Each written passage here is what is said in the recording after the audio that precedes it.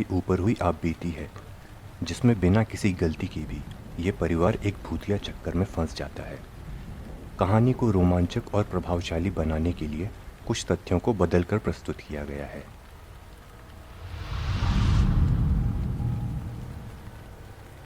हमारी कहानी का केंद्र है रॉय परिवार, एक ऊपरी मध्यम वर्ग का परिवार जो भारत के हर कोने में मिल जाता है। 3 लोगों का यह छोटा सा परिवार हर तरह से एक आम परिवार है। परिवार के सदस्यों के नाम भरत, उर्वशी और अभिमन्यु हैं। भरत एक वकील है, इसलिए जाहिर तौर पर वो एक तेज दिमाग वाला इंसान है। उर्वशी एक ज़माने में नौकरी करती थी, लेकिन बेटा होने के बाद और घर संभालने के लिए उन्होंने अपनी नौकरी छोड़ दी। और आखिर में अभिमन्यु एक 9 साल का लड़का है, पढ़ाई में अच्छा और अपने माँ बाप की अधिकतर बात मानने वाला लड़का। अधिकतर इसलिए क्योंकि इकलौता होने के कारण भरत और उर्वशी के लाड़ प्यार ने उसे काफ़ी हद तक बिगाड़ कर रखा है। एक रविवार की बात है। रॉय परिवार शहर में ही मौजूद एक समुद्री बीच पर गया था। उनके साथ उनके एक पारिवारिक मित्र भी थे जो अपनी बेटी के साथ आए थे। उनकी बेटी का नाम कृति था और ये उम्र में अभिमन्यु के ही बराबर थी। इस वजह से दोनों में ही बहुत अच्छी मित्रता थी। लेकिन जहाँ अभिमन्यु शरारती था, वहीं कृति बेहद सीधी थी। बीच में पहुंचकर दोनों ही परिवार वहां का आनंद उठाने में व्यस्त हो गए। कुछ देर बाद उन्हें भूख लगी और वो इधर उधर बीच पर मिलने वाली खाने की चीज़ों को खाने में व्यस्त हो गए। सभी बड़े खाने में व्यस्त थे और अभिमन्यु तो जैसे वहाँ पर मौजूद सभी खेलों और चीज़ों से बोर होने लगा था। वो अब वहाँ पर कुछ नया करना चाहता था और उसका शरारती दिमाग चलने लगा। खाते हुए ही उसकी नज़र बीच के एक कोने में पड़ी। वहाँ पर जैसे लोहे का एक बाड़ा और एक मजबूत सा लेकिन पुराना गेट लगा हुआ था। अभिमन्यु को ये गेट देखकर उत्सुकता हुई। आखिर वहाँ गेट के पीछे क्या था? उसने कृति को इशारा किया कि बिना कोई आवाज़ करे उसके पीछे पीछे आए। कृति भी सीधी सादी उसकी बात चुपचाप मानती हुई उसके पीछे पीछे चल दी। उनके माँ बाप खाते हुए और गप्पे लगाते हुए आपस में इतना व्यस्त थे कि उनका ध्यान भी नहीं गया कि उनके दोनों बच्चे चुपचाप से निकल गए हैं। दोनों बच्चे चुपके से गेट के पास पहुंचे। गेट के नीचे से इतनी जगह थी कि उनके जैसे छोटे बच्चे निकलकर गेट के उस पार जा सकते थे। वो दोनों ही वहां से निकलकर उस गेट के उस पार चले गए। गेट के उस पार थोड़ा ही आगे जाकर उनको समझ में आ गया कि यहाँ पर एक ज़माने में पक्का कोई रास्ता हुआ करता था, लेकिन कई सालों से इसका इस्तेमाल नहीं किया गया है। अब दोनों के ही अंदर उत्सुकता होने लगी कि आखिर ये रास्ता किस ओर जाता है। लगभग 10 मिनट चलने के बाद ही उनको समझ में आ गया कि ये रास्ता उसी समुद्री बीच के दूसरी ओर खुलता था, लेकिन बीच के इस हिस्से में कोई भी नहीं था, जैसे समुद्री बीच के इस हिस्से को जनता से दूर और बंद करके रखा गया हो। वो दोनों ही पूरा खाली बीच देखकर हंसते हुए इधर उधर दौड़ लगाने लगे। अभिमन्यु आगे आगे दौड़ रहा था और कृति उसके पीछे उसको पकड़ते हुए। यूं ही दौड़ते और चक्कर लगाते हुए अभिमन्यु अचानक से गिर गया। नीचे बीच पर जैसे काली कीचड़ से कुछ बना हुआ था और अभिमन्यु इसी पर गिर गया था। वो काला कीचड़ उसकी शर्ट और चेहरे पर लग गया। उसके काले चेहरे को देखकर कृति हंसने लगी और अभिमन्यु अपनी गंदी शर्ट देखकर डरने लगा। उसको मम्मी की डांट का डर था। वो वहीं जल्दी से उठता हुआ समुद्र के पानी के पास गया और अपना चेहरा धोने लगा। वहीं अब तक दोनों परिवारों को समझ में आ गया था कि उनके बच्चे गायब हैं। उनमें हड़कंप मच गया। वो वहीं पर मौजूद लाइफ गार्ड्स की सहायता से उन्हें ढूंढने लगे, लेकिन वो उस ओर कहाँ मिलने थे। जब उन्हें ढूंढते हुए थोड़ी देर हो गई तो उनके साथ ढूंढने वाले लाइफ गार्ड ने, जिसका नाम समर था, कुछ सोचा। जिस जगह पर दोनों बच्चे अपने माँ बाप के पास आखिरी बार थे, वहाँ से वो लोहे का बाड़ा और गेट ज़्यादा दूर नहीं थे। कहीं ऐसा तो नहीं कि वो गेट के पार चले गए हों। ये ख्याल आते ही वो दहशत में आ गया। वो दोनों परिवारों को लेकर गेट के पार जाकर उसी पुराने रास्ते पर चलने लगा। चलते हुए ही भरत ने उस लाइफगार्ड से पूछा, आपने कहा था कि ये रास्ता बीच के दूसरी ओर जाता है, लेकिन फिर उस हिस्से को इस तरह से बंद करके क्यों रखा गया है? भरत के इस सवाल पर उस लाइफगार्ड समर ने डरी हुई आवाज में कहा, बीच के उस हिस्से में पानी बहुत गहरा है, इतना गहरा है कि उसे जनता के लिए नहीं खोला जा सकता। उधर कई हादसे हुए हैं, जिस वजह से उस हिस्से को हमेशा के लिए बंद रखने की हिदायत दी गई है। अगर आपके बच्चे वहाँ पर हैं तो प्रार्थना कीजिए कि पानी से दूर ही हों। समर के उस खुलासे पर दोनों ही परिवार डर गए और वो और भी तेजी से दौड़ते हुए उस हिस्से पर जाने लगे। ये लोग भी बीच के उस हिस्से में ठीक तभी पहुंचे जब अभिमन्यु अपना मुंह धो रहा था। अपना मुंह धोने के बाद वो कपड़ों को धोने ही वाला था कि उस पर उसके मम्मी पापा की नज़र पड़ गई। समर के द्वारा गहरे पानी की बात सुनने के बाद अभिमन्यु और कृति को पानी के इतना पास देखकर भरत की चीख निकल गई। उसने गुस्से में अभिमन्यु को पानी से दूर आने के लिए चिल्लाकर कहा। पापा के चिल्लाने की आवाज़ सुनकर अभिमन्यु सकपका गया और शर्ट धोने के बजाय उठकर पानी से दूर होकर उनके ही पास जाने लगा। कृति भी डरी सहमी सी उनकी ओर चल दी। कृति के पापा के द्वारा पूछने पर उसने बता दिया कि वो अभिमन्यु के कहने पर यहाँ चुपके से आ गई।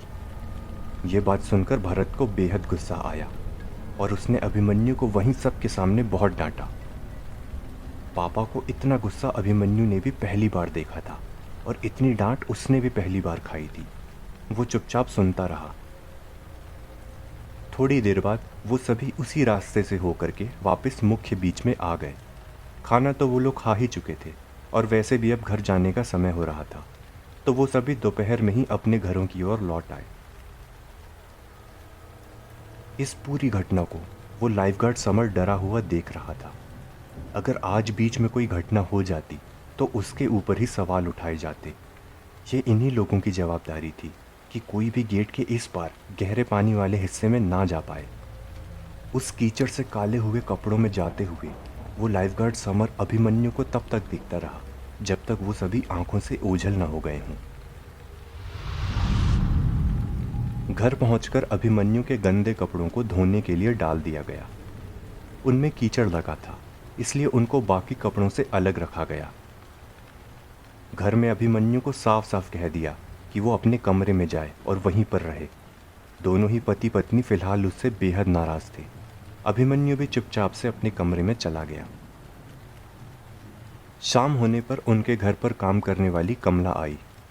आज सुबह से वे लोग घर पर नहीं थे, इसलिए उन्होंने कमला को शाम को आने के लिए कहा था।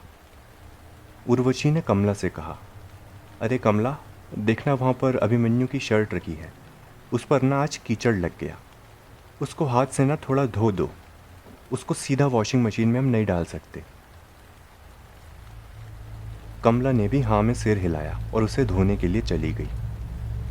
थोड़ी ही देर में वो हैरान सी वापस आई और बोलने लगी, जाने कैसा कीचड़ लगा है, निकल ही नहीं रहा। ऐसा लग रहा है कीचड़ नहीं, किसी ने शर्ट पर पेंट कर दिया है, और देखो कि कितनी गंदी बदबू आ रही है उससे। कहते हुए उसने उर्वशी को अपने हाथ दिखाए। उर्वशी को दूर से ही कमला के हाथों से महक आ गई, जो शायद उसके हाथों पर उस कीचड़ की वजह से आ रही थी। कमला ने आगे कहा, मेरी मानो तो उस शर्ट को फेंक दो, अब पहनने लायक रही नहीं वो, बहुत बदबू आ रही है उससे। उर्वशी ने भी कमला को हाँ कहा और उसे कपड़े छोड़कर घर के बाकी काम करने के लिए कह दिया। कमला ने वो शर्ट वहीं पर छोड़ दी और घर के बाकी कामों में लग गई। उसके बाद वो भी अपने घर चली गई। दोपहर से शाम और शाम से रात हो गई थी। अब तक उर्वशी का गुस्सा अभिमन्यु के प्रति थोड़ा ठंडा पड़ चुका था और वो उसके रात के खाने का ख्याल रख रही थी, लेकिन भरत अभी भी नाराज था। ऐसी ही नाराजगी में रात हो गई और सोने का समय हो गया। रात को सोने के समय बिस्तर पर लेटे हुए अभिमन्यु भी पापा से नाराज था। वो काफ़ी हद तक एक बिगड़ा हुआ लड़का था। अकेला होने की वजह से माँ और बाप दोनों के प्यार ने उसे बिगाड़ कर रखा था। अगर वो एक समझदार बच्चा होता तो कब का उसने पापा से माफ़ी मांग ली होती, लेकिन नहीं, उसे तो अपने ही पापा को सॉरी बोलने में खुद की बेइज्जती लग रही थी। उसके इस तरह के व्यवहार में भी एक तरह से भरत और उर्वशी की ही गलती थी। जब कभी भी वो अभिमन्यु को ज़रा सा भी डांटते और अभिमन्यु मुंह फुला लेता तो वो दोनों ही उसको सॉरी बोलते हुए मनाते रहे हैं। इस वजह से अभिमन्यु ने कभी सॉरी बोलना सीखा ही नहीं। आज भी उसे इसी चीज़ की उम्मीद थी।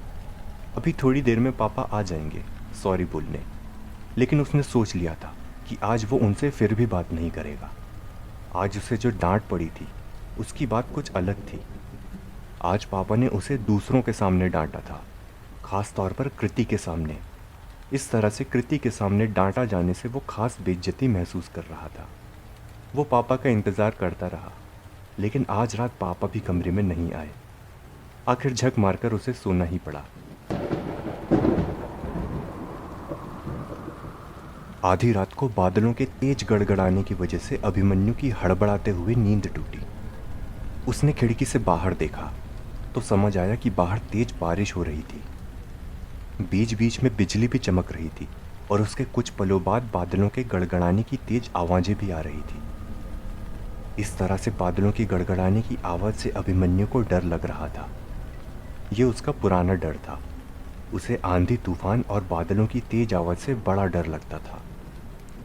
वो मन ही मन सोच रहा था, काश कि पापा अभी आ जाएं और उसे अपने कमरे में ले जाएं। लेकिन पापा तो खुद दूसरे कमरे में गहरी नींद में थे, वो कहाँ से आते। अभिमन्यु जबरदस्ती आंखें बंद करके सोने की कोशिश करने लगा। कुछ ही देर बाद जब बादलों के गड़गड़ाने की आवाज़ थोड़ी कम हुई तो अभिमन्यु को एक अजीब आवाज़ सुनाई दी। ये ऐसी आवाज़ थी जैसे कोई कांच को खटखटा रहा हो। अभिमन्यु के पूरे कमरे में कांच का कोई भी सामान नहीं था, एक दर्पण भी नहीं। उसके कमरे में इकलौता कांच उसके कमरे की खिड़कियों में लगा हुआ था। अभिमन्यु चौंक कर खिड़कियों की तरफ देखने लगा। हालांकि उसकी खिड़कियों के कांच पारदर्शी थे, लेकिन फिर भी रात की वजह से उसे बाहर अंधेरे के सिवाय कुछ भी नहीं दिख रहा था। शायद आंधी की वजह से कुछ पत्ते या हल्की टहनी उड़कर खिड़की से टकराई होगी। उसने अपने आप को तसल्ली दी और वापस सोने के लिए हुआ।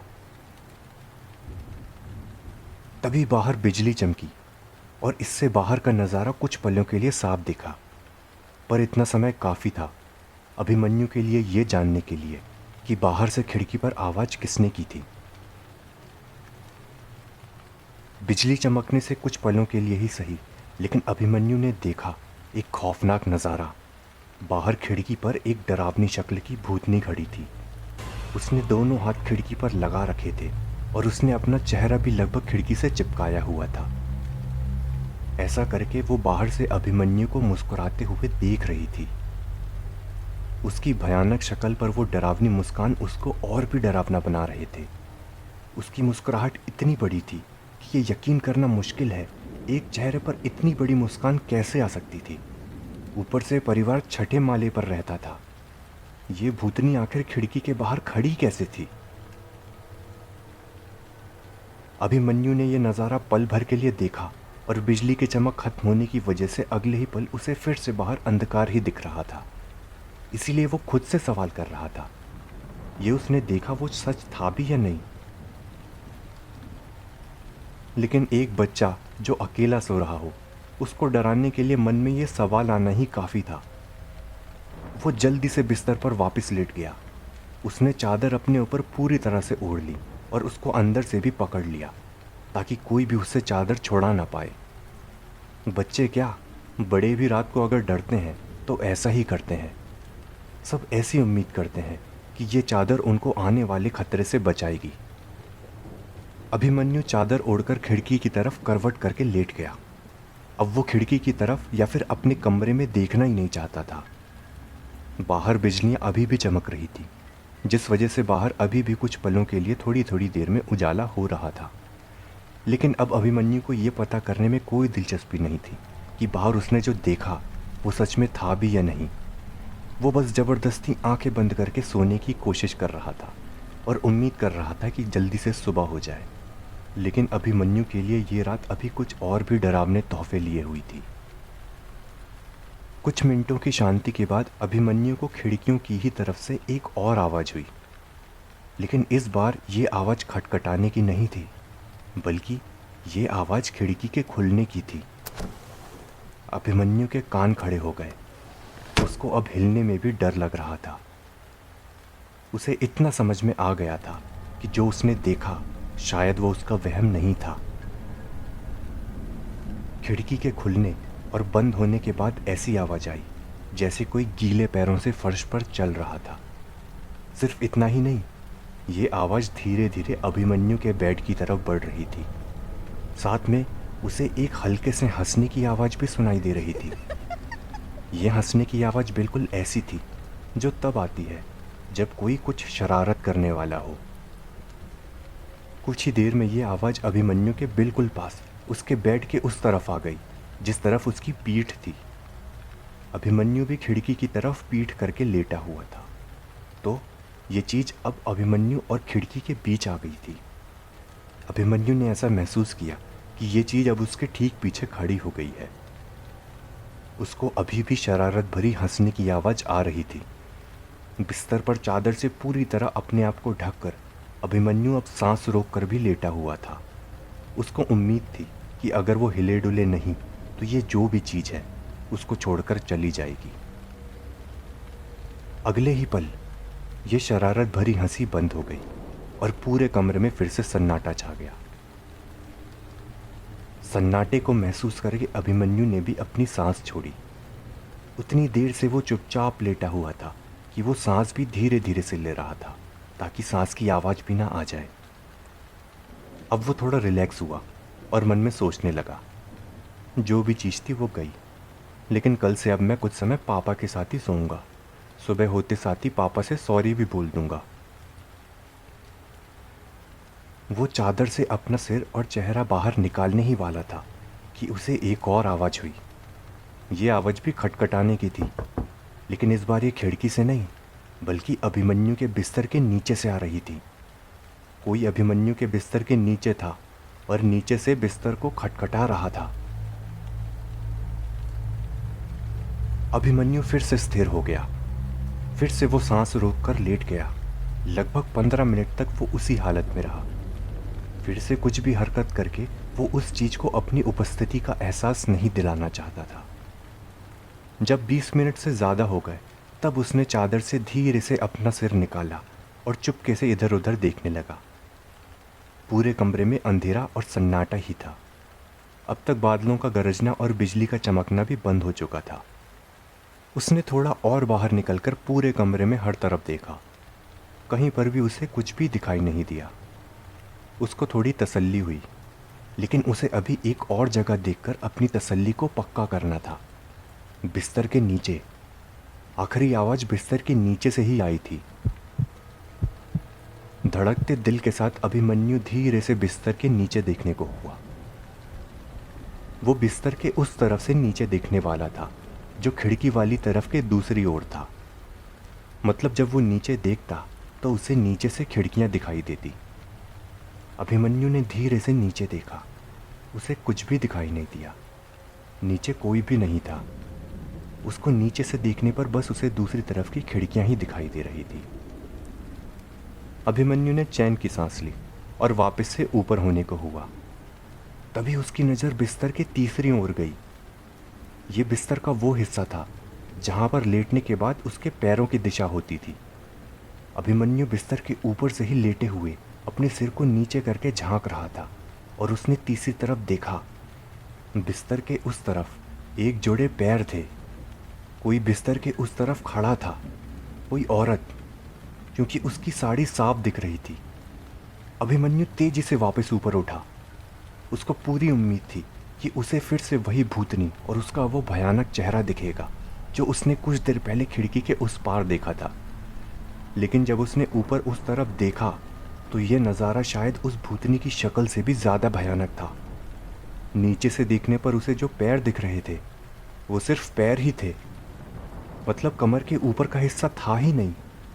बिस्तर के उस तरफ सिर्फ एक जोड़ा पैर थे और पहनावे से ऐसा लग रहा था कि ये औरत के पैर हैं।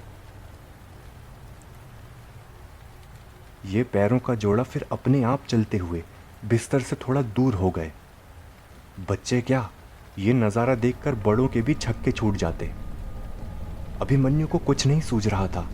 वो वापस चादर के अंदर घुस जाए या फिर जोर से चिल्लाकर पापा को बुला दे या फिर भागकर उनके ही पास चला जाए। आखिर करे तो करे क्या। पसीने से पूरी तरह भीगा हुआ वो जड़ हो चुका था। वो पैरों का जोड़ा चलते हुए अभिमन्यु के कमरे से बाहर चला गया। अभिमन्यु डरा सहमा बैठा रहा।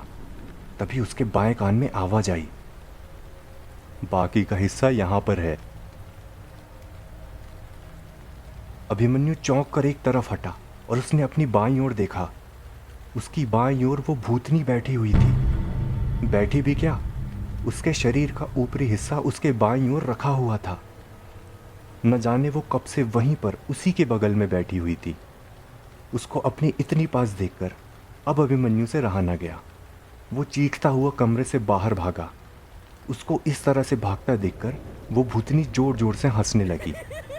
इस बार उसकी हंसी ऐसी थी जैसे उसकी शरारत सफल हो गई हो। भागकर अभिमन्यु सीधा मम्मी पापा के कमरे में गया। उसकी चीख सुनकर वो दोनों भी जाग चुके थे। उन्होंने लाइट जलाकर उसे देखा तो वो रोता हुआ पसीने से तरबदर और बेहद डरा हुआ था। दोनों ने ही उससे काफ़ी पूछा कि उसे हुआ क्या, लेकिन बस वो रोता हुआ हाँफते हुए अपने कमरे की तरफ इशारा करता रहा। भरत और उर्वशी दोनों को लगा कि शायद से बादल के गरजने की वजह से वो डर गया हो। आखिर ये उसका पुराना डर था। काफ़ी देर रोने और उनके द्वारा चुप कराने के बाद आखिरकार अभिमन्यु चुप हो गया और सो गया। लेकिन उसने मम्मी पापा को नहीं बताया कि उसने अभी अभी क्या अनुभव किया था।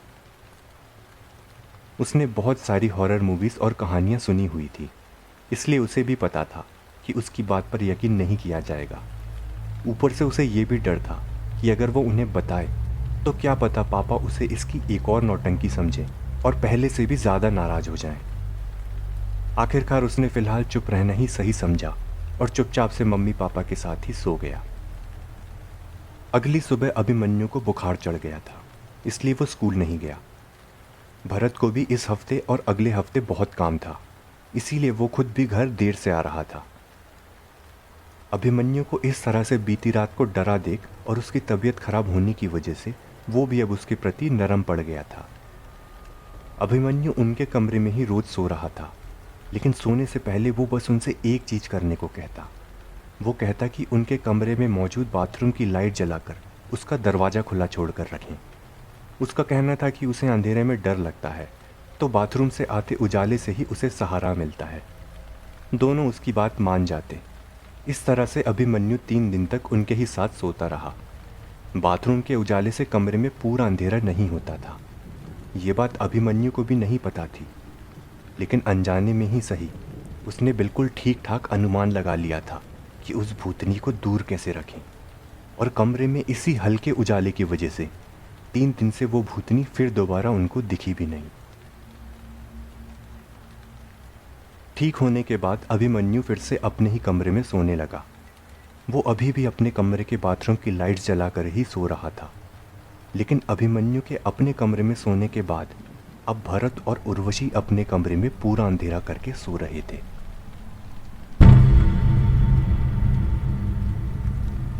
रात के करीब 2 बजे भरत की आंखें खुली। वकील होने की वजह से उसे लगभग पूरे दिन हमेशा बोलते ही रहना पड़ता था। इस वजह से उसका गला लगभग हमेशा सूखा रहता। उर्वशी उसे बहुत कहती थी कि काम के बीच में पानी पीने का टाइम भी निकाला करो, लेकिन हकीकत तो ये भी थी कि उसे सच में पानी पीने का भी समय नहीं मिल रहा था आजकल। फिलहाल अभी रात के 2 बजे भी उसकी नींद प्यास की वजह से ही खुली थी। उसने अपने बिस्तर के बगल में साइड टेबल पर रखी बॉटल उठाई, लेकिन बॉटल खाली थी। कुछ दिनों से जब अभिमन्यु की तबीयत ठीक नहीं थी और वो उनके साथ सो रहा था, तब उर्वशी पूरा ख्याल रखती थी कि पानी, दवाई और फल सब बिस्तर के पास में ही रहें। लेकिन 2 दिनों से अब वो अपने कमरे में सो रहा था, इसलिए दोनों ही थोड़ी लापरवाही दिखा रहे थे। उसने खाली बोतल उठाई और पानी भरने के लिए किचन के लिए निकला। अपने कमरे से निकलकर वो हॉल में पहुंचा। उनके घर का किचन हॉल से ही जुड़ा हुआ था। अंधेरा होने और नींद की वजह से आंखें थोड़ी भारी होने की वजह से उसे बिल्कुल ठीक से तो नहीं दिखा, लेकिन उसे ऐसा लगा कि किचन में पहले से ही कोई खड़ा है। वो एकदम से रुक गया और अंधेरे में ही उस आकृति को देखने की कोशिश करने लगा। कुछ पलों बाद जब उसकी आंखें अंधेरे की अभ्यस्त हुईं, तब उसे समझ में आया। किचन में उर्वशी खड़ी थी। उसे वहां पर खड़ा देखकर उसे अचंभा हुआ। उसने ध्यान ही नहीं दिया था कि जब वो अपने बिस्तर से उठ रहा था तब उर्वशी उसके बगल में थी या नहीं। एक कदम पीछे करके उसने अपने कमरे में झांककर बिस्तर पर देखा। उर्वशी बेड पर नहीं थी, मतलब शायद वो खुद भी किचन में पानी लेने आई होगी। भरत आगे फिर किचन की ही तरफ बढ़ गया। थोड़ा पास जाने पर उसने पाया कि उर्वशी उसकी तरफ पीठ करके खड़ी थी। उसने अपना चेहरा फ्रिज की तरफ किया हुआ था और उसके हाथ में पानी की एक बोतल थी। भरत उसके पूरा पास नहीं गया और थोड़ी दूर से ही उसने आवाज़ दे करके कहा, उर्वशी, एक बोतल पानी मेरे लिए भी निकाल दो यार। कहने के साथ भरत अपनी खाली बोतल को वहीं डाइनिंग टेबल पर रखने के लिए मुड़ गया। वो इंतज़ार करता रहा कि उर्वशी अभी फ्रिज खोलकर उसके लिए पानी की बोतल निकालेगी, लेकिन उर्वशी उसी तरह उसकी तरफ पीठ करके खड़ी रही और खुद पानी पीती रही। भरत ने सोचा शायद पहले वो खुद की प्यास बुझाएगी, फिर उसके लिए फ्रिज से पानी की बोतल निकालेगी, लेकिन पानी की बोतल पूरी तरह ख़त्म करने के बाद भी उर्वशी हाथ में बोतल को थामे वहीं पर खड़ी रही। उसके इस व्यवहार पर भरत को आश्चर्य हुआ। ऐसा नहीं हो सकता था कि उर्वशी ने उसकी बात ना सुनी हो। पूरे कमरे में रात की वजह से सन्नाटा था। बस बीच बीच में दीवार पर लगी घड़ी की टिक टिक सुनाई दे रही थी। उसने उर्वशी से फिर से कहा, उर्वी, मेरे लिए फ्रिज से एक बोतल निकाल दो प्लीज़। दूसरी बार पुकारे जाने पर अब उर्वशी धीरे से हिली। उसने अपने हाथ पर पकड़ी हुई बोतल को वहीं पर किचन की स्लैब में रखा और धीरे से फ्रिज को खोला। फ्रिज खुलने के साथ ही भरत ने महसूस किया कि कुछ तो अलग हुआ है। वो वकील था और छोटे से छोटे अंतर को पहचानना उसका पेशा था। उसका अवचेतन मन उसे इशारा कर रहा था कि अभी फ्रिज खुलने में कुछ तो अलग हुआ है, लेकिन फिलहाल वो नींद में था और बस पानी पीकर जल्दी से वापस सोना जाना चाहता था। उर्वशी उसी तरह धीरे धीरे फ्रिज खोलकर उससे कुछ निकाल रही थी। भरत उसकी हर हरकत को गौर से देख रहा था। उसको अजीब लग रहा था कि यह उर्वशी इतनी कछुआ चाल से पानी क्यों निकाल रही है। आखिर उर्वशी ने फ्रिज से बोतल निकाली और अपना हाथ उठाकर बोतल भरत को दिखाई, जैसे कह रही हो, आओ और बोतल ले लो। उसकी पीठ अभी भी भरत की ही तरफ थी। भरत भी कुड़ता हुआ आगे बढ़ा और बोतल लेने को हुआ, लेकिन 2 कदम आगे बढ़ने पर ही उसने देखा कि उर्वशी ने क्या निकाला था। उसने बोतल तो निकाली थी, लेकिन पानी की नहीं बल्कि बियर की। उसकी इस हरकत पर भरत को हंसी भी आई और चिढ़ भी हुई। उसने झुंझलाकर कहा, आधी रात को क्यों मजाक कर रही हो यार? गला सूख रहा है पानी के लिए, बियर के लिए नहीं। और हम कोई इतने भी अमीर नहीं हैं कि प्यास लगने पर बियर पिएं। हटाओ, अच्छा मैं खुद ही लेता हूँ पानी, नौटंकीबाज कहीं की। कहने के साथ भरत फ्रिज के पास जाने लगा। वो फ्रिज और उर्वशी के थोड़े ही पास आया होगा कि उर्वशी ने जिस हाथ से बियर की बोतल पकड़ी थी उसे तेजी से घुमाया और उस बोतल को सीधा अपने सिर पर फोड़ लिया। कांच की वो बोतल तेज आवाज के साथ पूरी तरह फट गई। भरत हक्का बक्का सा देखता रह गया। ये अचानक से क्या हुआ? ये औरत पागल हो गई है क्या? लेकिन अपने सिर पर इतनी तेज बोतल फोड़ने के बाद भी उर्वशी हिली तक नहीं। वो खुद क्या, सिर पर इतनी तेज बोतल मारने के बाद उसका सिर भी जरा सा नहीं हिला। बॉटल फोड़ने के बाद भी फिर से वो उसी तरह भरत की तरफ पीठ खड़ी करके स्थिर खड़ी रही। भरत के मुंह से चीख निकल गई, उर्वी, ये क्या किया? तुम ठीक तो हो? भरत उसके पास जाने लगा। उसने पीछे से उर्वशी के सिर पर हाथ रखा। उसके हाथ रखते साथ ही उर्वशी तेजी से पलटी और किसी पागल औरत की तरह हंसते हुए बालकनी की तरफ भागी। उसके द्वारा इतनी तेजी से हरकत करने और अंधेरा होने की वजह से भरत उसका चेहरा ठीक से नहीं देख पाया था, लेकिन उसने उसके चेहरे पर से टपकते खून को ज़रूर महसूस कर लिया था। सिर पर कांच की बोतल फोड़ने की वजह से उसका सिर फूट गया था और खून की धार उसके सिर से निकलकर चेहरे से होते हुए टपक रही थी। भरत को लग रहा था कि जरूर उर्वशी पर कोई पागलपन का दौरा पड़ा है, लेकिन उसके साथ आज तक कभी ऐसा नहीं हुआ था। उसने कभी कोई लक्षण भी नहीं दिखाए थे, फिर आज रात इतना तीव्र दौरा कैसे पड़ गया? वो भागकर उसके पीछे बालकनी में गया। उर्वशी वहां पर चुपचाप से खड़ी थी, उसी तरह जैसे वो किचन में थी, भरत की तरफ पीठ किए हुए। भरत उसको आवाज देता हुआ धीरे धीरे उसकी ओर बढ़ने लगा। उर्वी, तुम ठीक तो हो? सुनो, मेरे पास आओ, जरा अपना सिर तो देखने दो, देखो कितना खून निकल रहा है।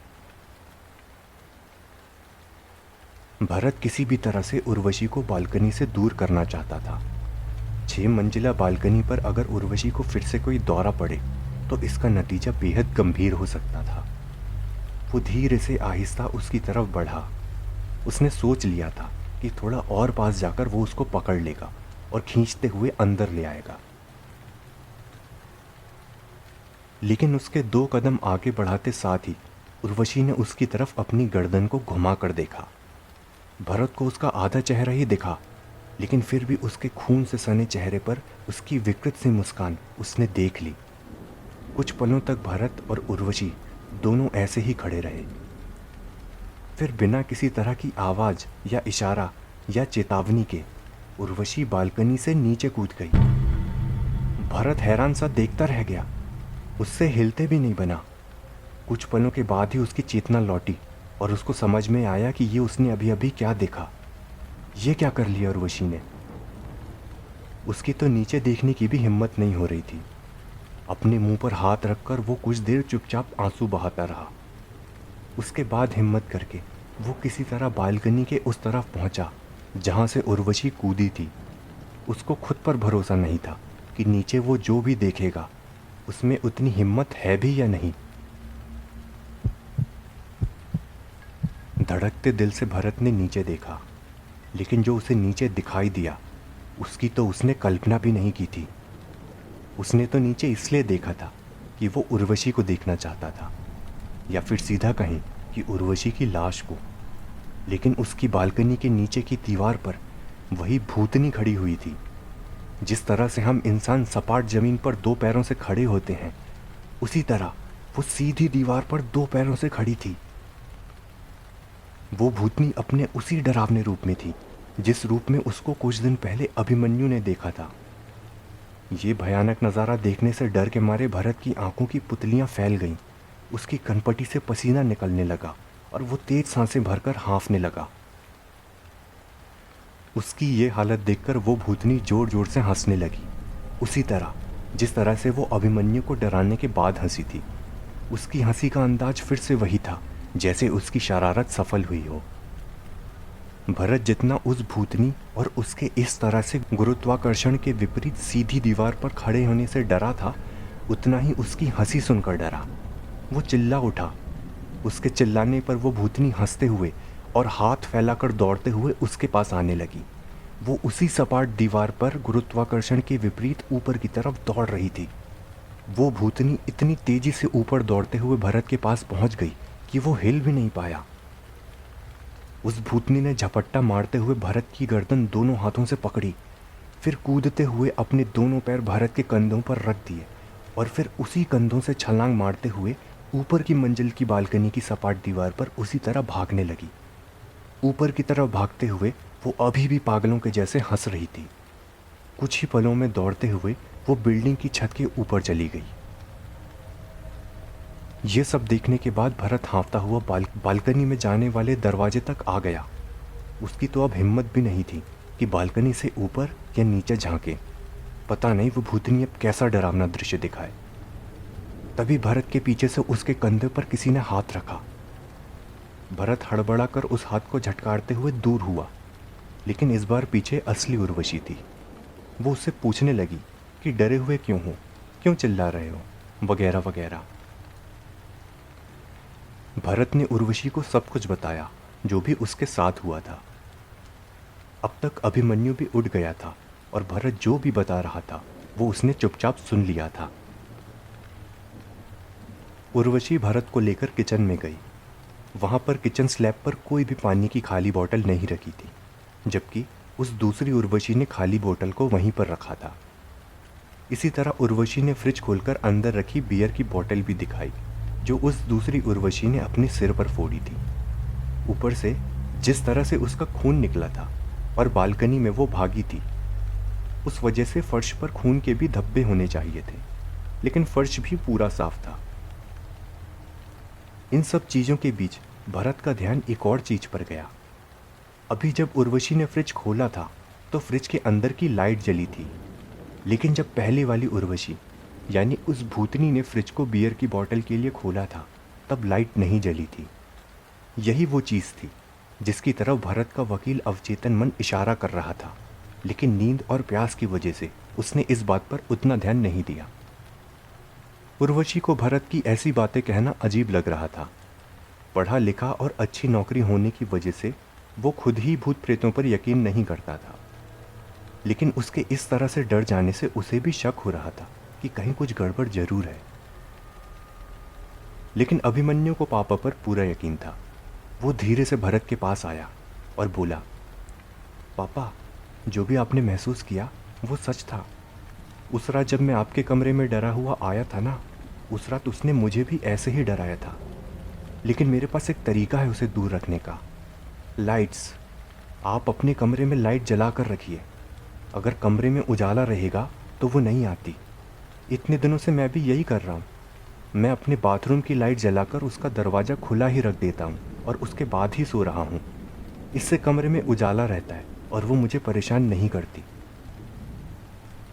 अगर किसी और समय की बात होती तो भरत और उर्वशी दोनों ही अभिमन्यु की बातों पर यकीन नहीं करते। वो उसको अंधविश्वास से बिल्कुल दूर ही रखते। लेकिन आज बात कुछ और थी।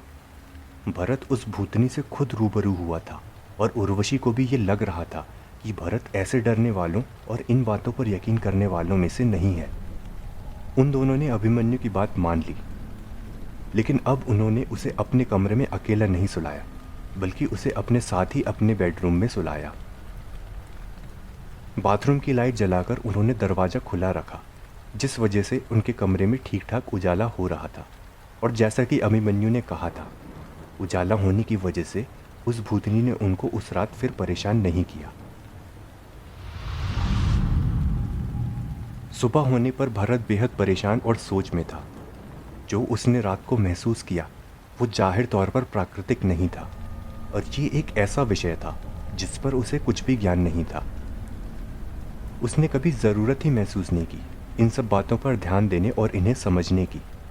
उसने निर्णय किया कि वो किसी ऐसे इंसान से संपर्क करेगा जिसको इन विषयों पर बेहद अच्छा ज्ञान हो। उसके पहचान के ऐसे बहुत सारे लोग थे जिनके खुद की पहचान में ऐसे विषयों के ज्ञानी लोग थे। ऐसे ही एक व्यक्ति से उसने एक पंडित जी के बारे में सुना जिनको इन विषयों का बहुत ज्ञान था और वो लोगों की मुफ्त में सहायता भी करते थे। लेकिन फ़िलहाल वो शहर में नहीं थे। लेकिन किस्मत से भरत को अपने काम के सिलसिले में अगले हफ्ते पास के एक दूसरे शहर में जाना था, और ये पंडित जी वहीं पास में ही रुके हुए थे। उसने निर्णय किया कि अगले हफ्ते जब वो जाएगा तब उनको साथ लेकर ही वापस लौटेगा। लेकिन इस बीच वो ये भी पक्का करना चाहता था कि घर और कमरों में उजाला होने से वो भूतनी कुछ भी नहीं कर पाएगी। इस बात को पक्का करने के लिए उसके पास पूरे एक हफ्ते का समय अभी भी था।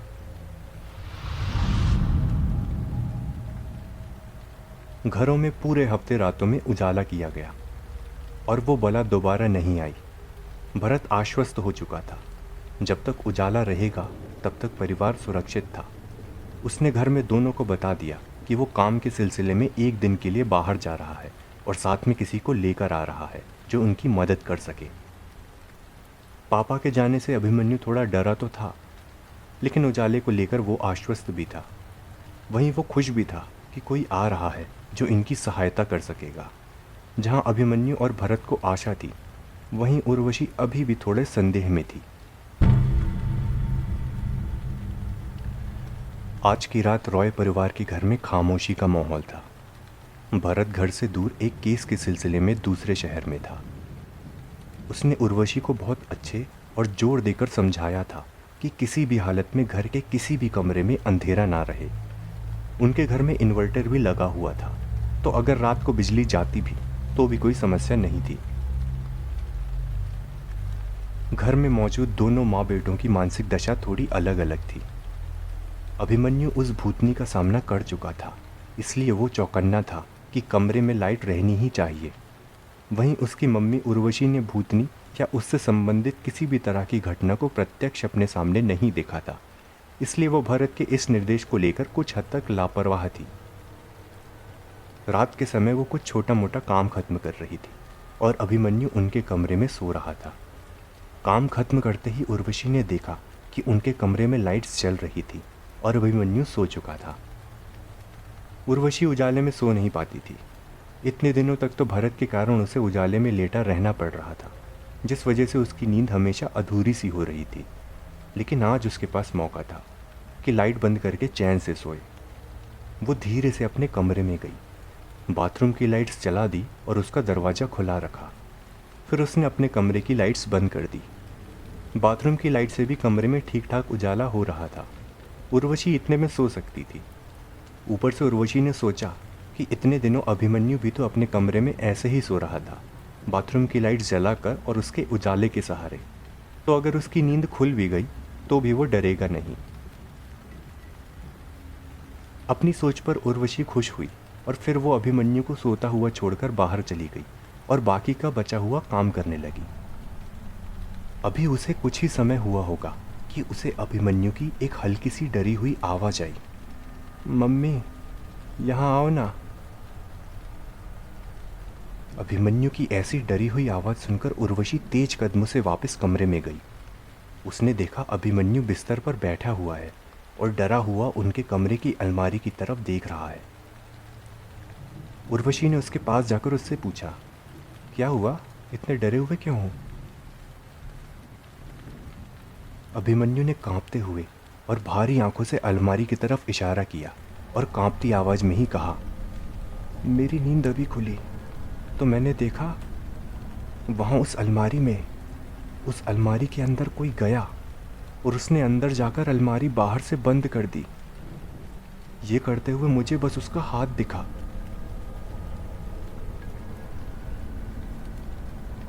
उसकी बात सुनकर उर्वशी ने भी अलमारी की तरफ देखा। अलमारी सच में हल्की सी खुली हुई थी। उसे पक्के तौर पर पता था कि अलमारी को उसने बंद करके लॉक किया था। वो धीरे धीरे अलमारी की तरफ बढ़ने लगी।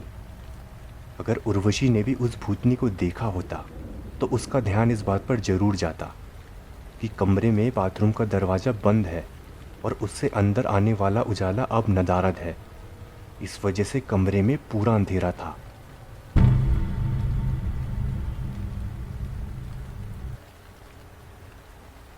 उर्वशी अलमारी के पास गई और एक झटके से उसने अलमारी को खोला। अंदर कुछ भी नहीं था। ऊपर से अलमारी में इतनी जगह भी नहीं थी कि कोई अंदर छुप पाए। फिर भी उसने अलमारी में लटके हुए कपड़ों को हाथों से टटोला। उसके हाथों में कपड़ों और अलमारी के पिछले हिस्से की सतह के अलावा कुछ भी नहीं आया। कुछ भी ना मिलने पर वो अभिमन्यु की तरफ पलटी, लेकिन अभिमन्यु बिस्तर से गायब था। उर्वशी को समझ नहीं आया, ये अभिमन्यु अभी तो इतना डरा हुआ था, अचानक से कहाँ चला गया। तभी अलमारी के अंदर से एक हाथ निकला और उस हाथ ने उर्वशी का हाथ पकड़ लिया। उर्वशी ने घबराकर पहले अपने हाथ की तरफ और फिर पीछे अलमारी की तरफ देखा। अलमारी से सिर्फ एक हाथ निकला हुआ था और उसी ने उसको पकड़ा हुआ था। लेकिन यह हाथ जिसका भी था वो कहाँ होगा? क्योंकि अंदर तो किसी के छुपने की जगह भी नहीं थी। उर्वशी उस हाथ से अपने आप को छुड़ाने की कोशिश करने लगी, लेकिन वो हाथ किसी फौलादी ताकत के साथ उसे पकड़ा हुआ था। काफ़ी ताकत लगाने के बाद आखिरकार वो छूटी और खींचे जाने के प्रयास की वजह से वो लड़खड़ाते हुए पीछे जा गिरी। वो पीछे सीधा बिस्तर के करीब गिरकर बैठ गई। उसको जिस हाथ पर पकड़ा गया था, उसने उस हाथ पर कुछ महसूस किया। उसने अपने हाथ की तरफ देखा तो उसके होश उड़ गए। उसने अपने आप को छुड़ाया नहीं था, बल्कि जिस हाथ ने उसे पकड़ा था वो पूरा हाथ ही उखड़ गया था, और वो उखड़ा हुआ हाथ अभी भी उर्वशी को पकड़े हुए था।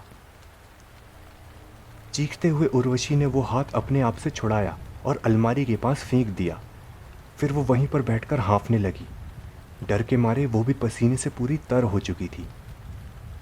कुछ पल तक शांति रही। एक झटके के साथ एक हाथ पीछे से उर्वशी के कंधे पर आया और उसको ताकत से झटका दिया। उर्वशी घबराकर पीछे मुड़ी। पीछे बिस्तर पर वही भूतनी बैठी हुई थी जहां पर उसने कुछ देर पहले अभिमन्यु को देखा था। ये भूतनी वहीं पर बैठी थी। उसका एक हाथ नहीं था और उसने अपने दूसरे हाथ से उर्वशी के कंधे को पकड़ा हुआ था।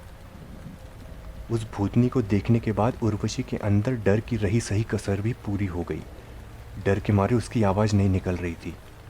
वो भूतनी फिर उर्वशी से अपनी डरावनी आवाज़ में बोली, हाथ वहाँ फेंकने की क्या ज़रूरत थी, यहाँ पीछे दे देती। बोलने के साथ वो भूतनी जोरों से हंसने लगी। उसका दूसरा हाथ अभी भी उर्वशी के कंधे पर था और वो हंसे जा रही थी। उर्वशी को जैसे कुछ सूझ ही नहीं रहा था। वो इतनी जड़ हो चुकी थी कि उसको ये ध्यान में भी नहीं आया कि वो चिल्लाए, वहाँ से भागे, या कम से कम भूतनी का वो हाथ अपने कंधों पर से तो हटाए।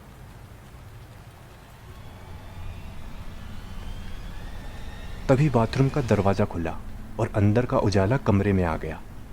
वो भूतनी और उसकी हंसी दोनों ही एक झटके में गायब हो गए।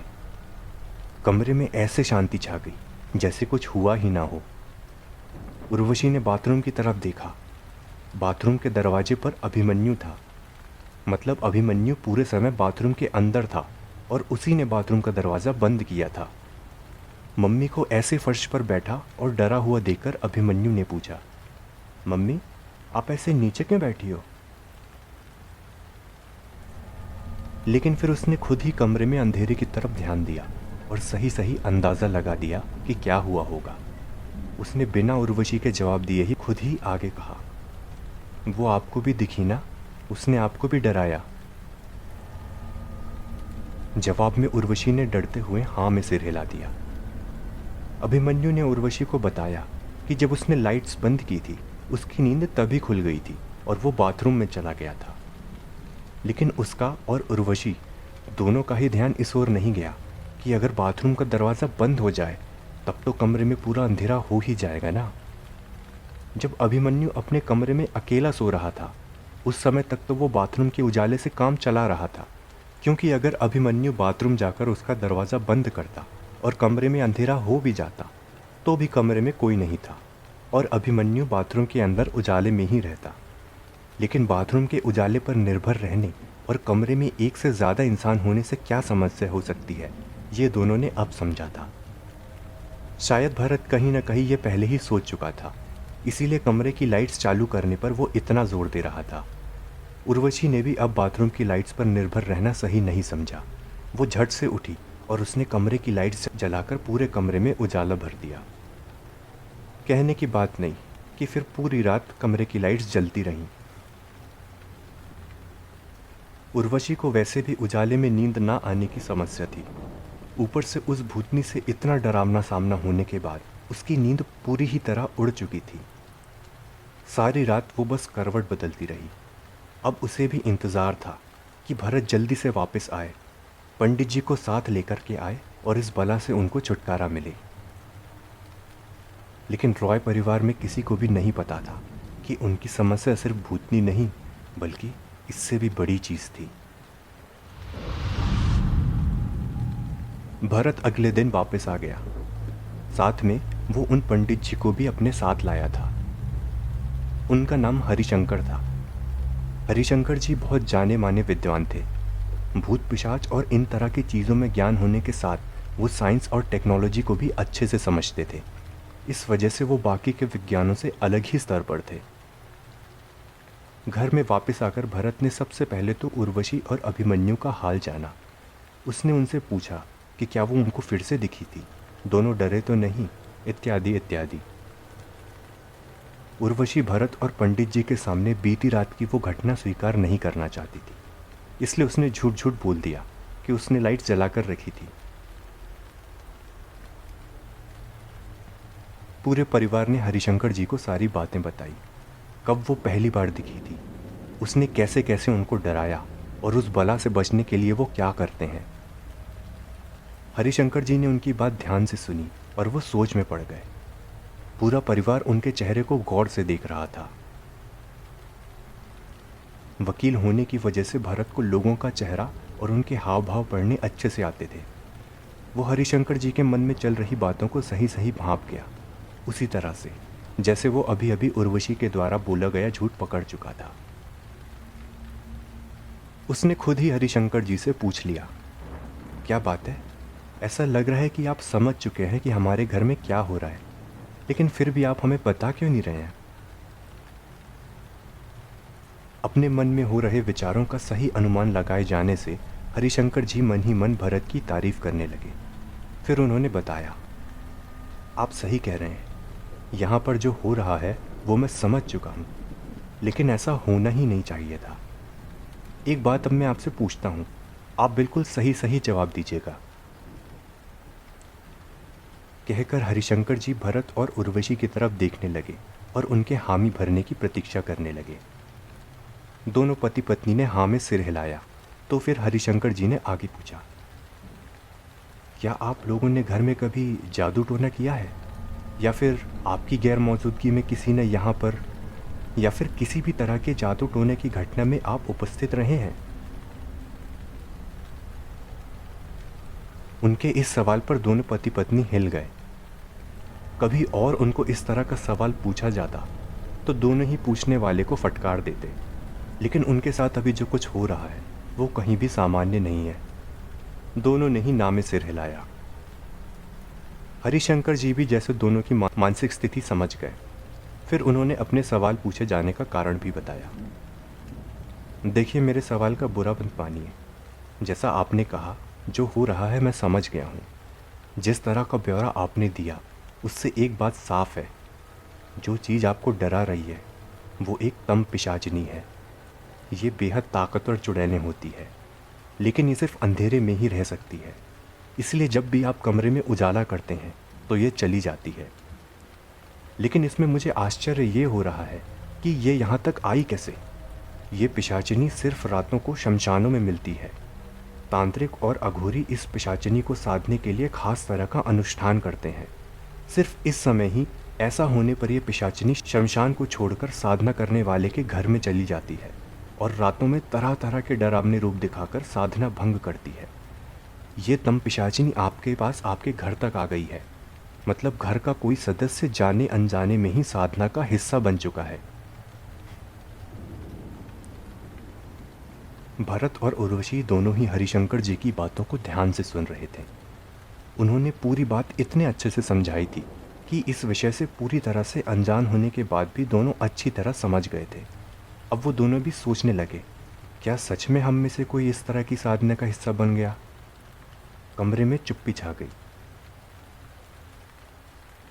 इस चुप्पी को भी हरिशंकर जी ने ही तोड़ा और वो उठते हुए बोले, चलिए अभी मैं निकलता हूँ। इस पूरी घटना को लेकर मेरे मन में भी अभी एक दो सवाल हैं, जिनका पता लगाने के लिए मुझे कुछ किताबों और दूसरे लोगों का सहारा लेना होगा। मुझे कुछ भी पता चलने पर मैं आपसे संपर्क करता हूँ। तब तक आप वही कीजिए जो कर रहे हैं। रात में कमरे में अंधेरा ना होने दें। शुरू में तो वो पिशाचिनी सिर्फ आपको डराएगी, लेकिन समय के साथ वो आक्रामक होकर आप पर हमला भी कर सकती है। उनकी सभी बातों को रॉय परिवार ध्यान से सुन रहा था। चाहे वो तम पिशाचिनी आक्रामक होती या सिर्फ डराती, उन्होंने तो रातों को उजाला करना ही था। अब इसी चुस्ती और ध्यान की वजह से उस रात ऐसी कोई भी घटना नहीं हुई जो उल्लेखनीय हो। तम पिशाचिनी साधना के लिए जरूरी होता है अंधेरा। अगर अंधेरा ना हो तो पिशाचिनी यही समझती है कि साधना नहीं की जा रही और कुछ भी नहीं करती। पूरा परिवार चैन से सो तो सकता था, लेकिन फिर भी उन्हें हरिशंकर जी का इंतज़ार था।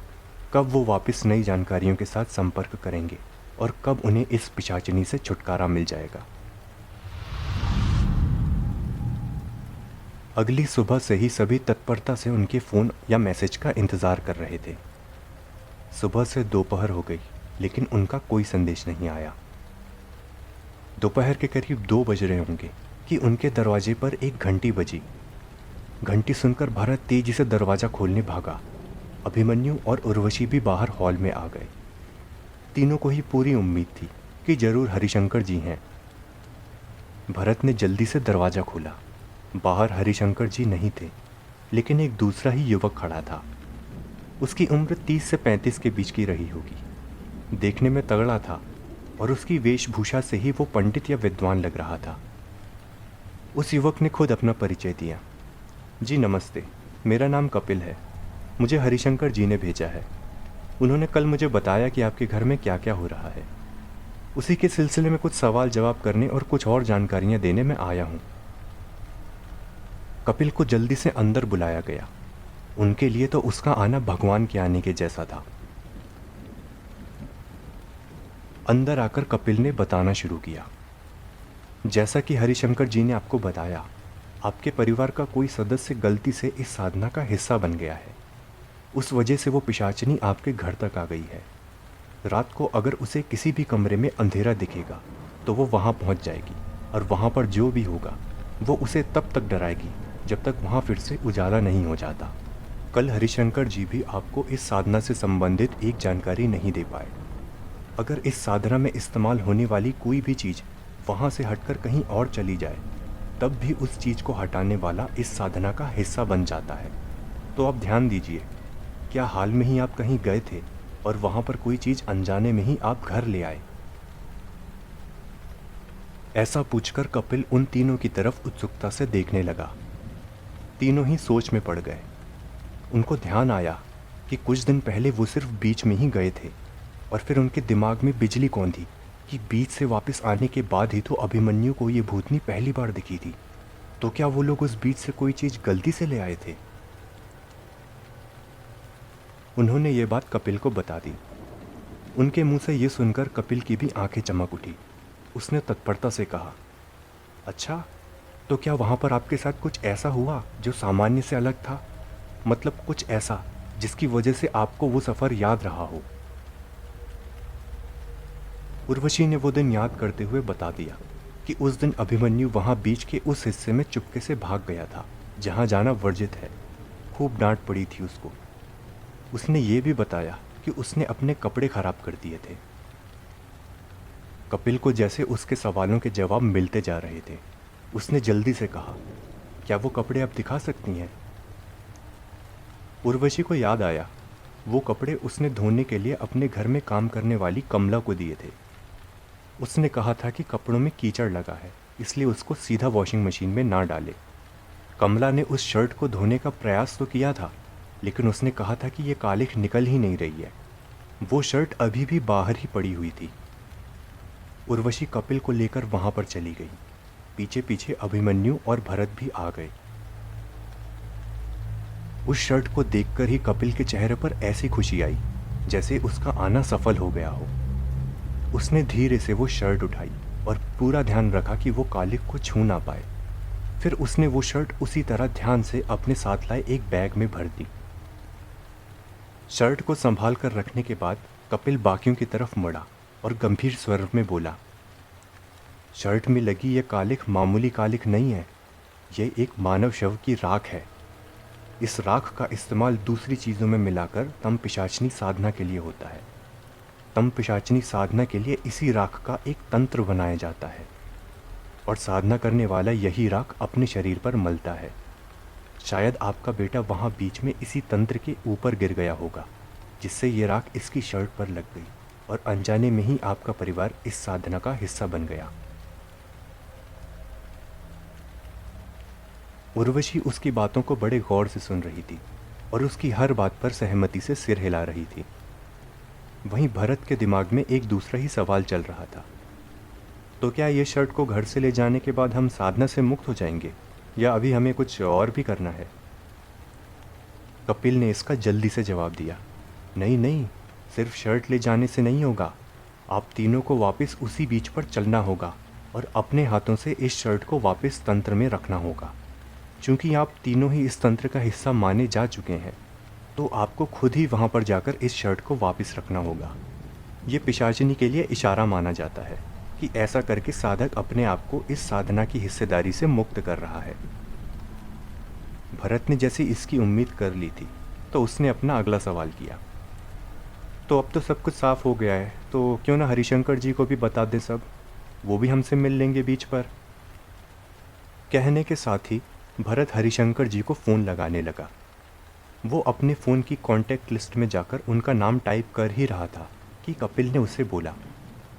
उनका फ़ोन नहीं लग रहा था। मैं यहाँ आते साथ ही उनको फ़ोन करके बताना चाह रहा था कि मैं आ गया हूँ, लेकिन आप कोशिश कीजिए, शायद आपका लग जाए। भरत ने फ़ोन लगाया, लेकिन उनका फ़ोन अभी भी बंद था। कपिल की बातों पर सहमति दिखाते हुए भरत ने फ़ोन अंदर रख दिया। वो चारों भरत की कार से बीच की तरफ बढ़ चले। पूरे रास्ते भर भरत कपिल से और भी सवाल पूछकर अपनी जिज्ञासा शांत कर रहा था। कपिल भी उसको सही सही जवाब देकर उसको अपने ज्ञानी होने का प्रमाण दे रहा था। आखिर वो चारों उसी समुद्री बीच में पहुंच गए। बीच के मुख्य हिस्से से चुपचाप बचते हुए वो उसी बंद रास्ते पर चल दिए जहां से वो उस वर्जित क्षेत्र में जा सकते थे। कपिल आगे आगे जा रहा था और तीनों पीछे। चलते चलते वो चारों बीच के वर्जित क्षेत्र के एक कोने में पहुंच गए। सबको उस तरफ जाता देख अभिमन्यु ने भरत से धीरे से कहा, पापा, मैं इस तरफ नहीं बल्कि वहां दूर पर गिरा था। भरत ने अपने होठों पर उंगली रखकर अभिमन्यु से बस एक शब्द कहा, श्श। थोड़ा और आगे जाने पर उन्होंने देखा वहां किनारे पर एक पुराना घर जैसे छुपा हुआ था। देखने में ये छोटा ही था, लेकिन जिस तरह से वहां की वनस्पतियों से वो छुपा हुआ था, अगर कोई बहुत पास से ना देखे तो कभी पता ही नहीं लगाया जा सकता कि यहाँ पर एक मकान है। वो मकान देखने के बाद कपिल ने कहा, वो देखो, जरूर वहीं पर बनाया गया होगा वो तंत्र।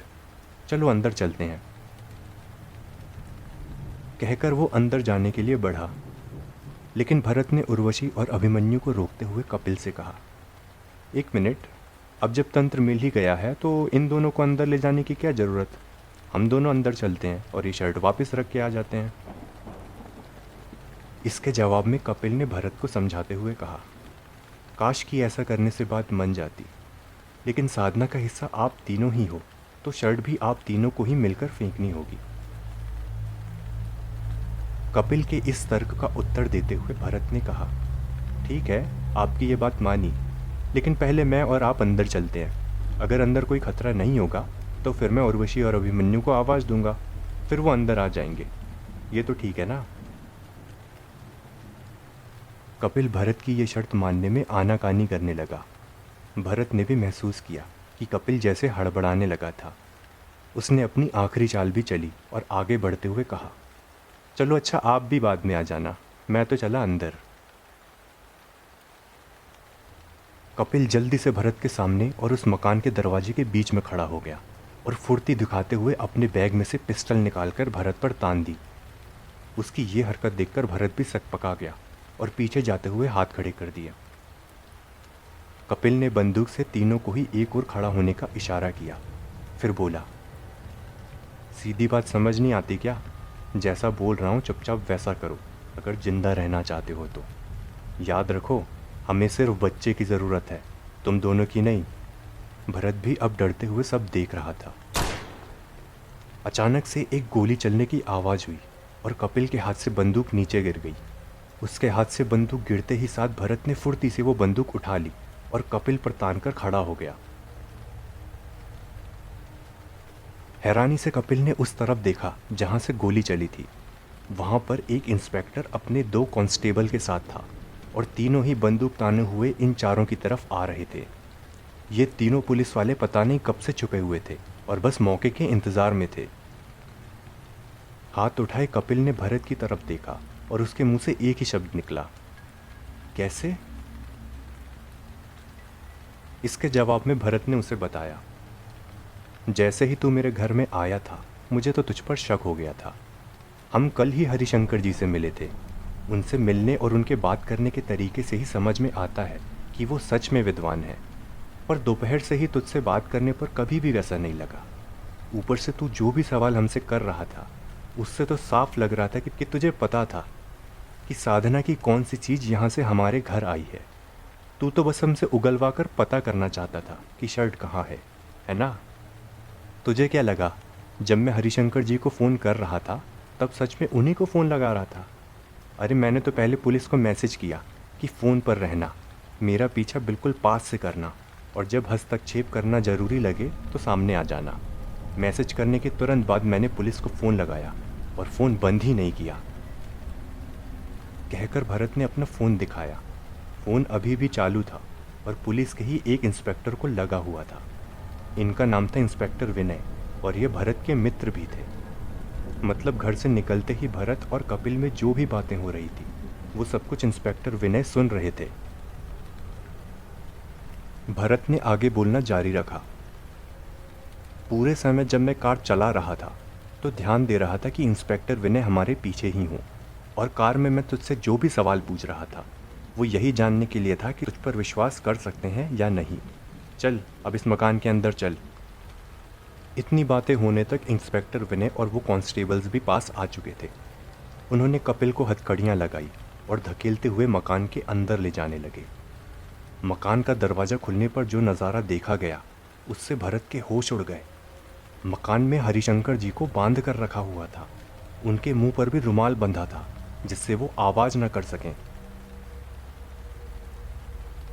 उनको छुड़ाया गया और हरिशंकर जी ने आगे की कड़ियों को जोड़ा। असल में हरिशंकर जी सुबह ही रॉय परिवार के पास आकर आगे की जानकारी देने वाले थे, लेकिन उनको सुबह सुबह ही कपिल ने बंदी बनाकर इस मकान में छुपा दिया। वो खुद काफ़ी समय से रॉय परिवार पर नज़र रखे हुआ था और बस मौका देख रहा था कि वो रॉय परिवार और इस शर्ट को बीच तक ले आए। हरिशंकर जी ने पुलिस और बाकियों को ये बात भी बताई कि ये कपिल तो असली साधना करने वाले का सिर्फ साथी है। असली अघोरी उसी मकान के दूसरे कमरे के अंदर पिछले कई दिनों से साधना कर रहा है। इन दोनों में शायद समझौता हुआ है कि एक अंदर साधना करेगा और दूसरा ध्यान देगा कि साधना किसी भी तरह से भंग ना हो। पुलिस ने मकान के दूसरे कमरे का दरवाज़ा तोड़ा। अंदर एक और अघोरी था और पूरी तरह से ध्यान में तल्लीन था। भरत ने उस अघोरी की शक्ल देखी और उसे पहचान गया। ये समर था, वही लाइफ गार्ड जिसकी मदद से बीते दिन कृति और अभिमन्यु को ढूंढा गया था।